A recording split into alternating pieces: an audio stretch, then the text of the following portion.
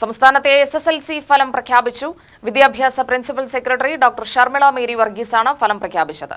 സംസ്ഥാന സർക്കാർ അധികാരമേൽക്കാത്ത സാഹചര്യത്തിലാണ് ഉദ്യോഗസ്ഥർ ഫലം പ്രഖ്യാപിക്കുന്നത്.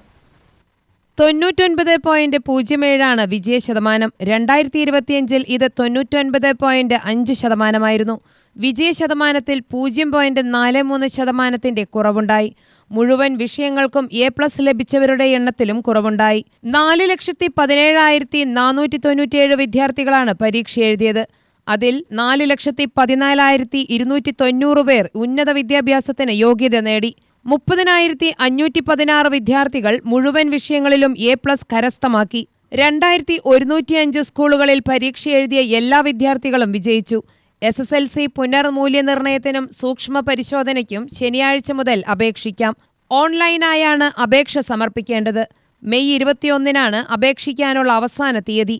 സേ പരീക്ഷ ജൂൺ ആദ്യവാരം നടത്തി അവസാന വാരത്തിൽ ഫലം പ്രഖ്യാപിക്കും. പരമാവധി 3 വിഷയങ്ങൾക്ക് വരെയാണ് സേ പരീക്ഷയ്ക്ക് അവസരം.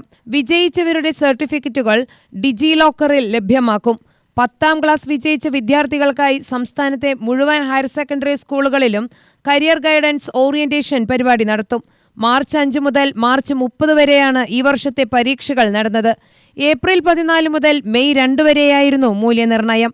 UTV news, Palakkad.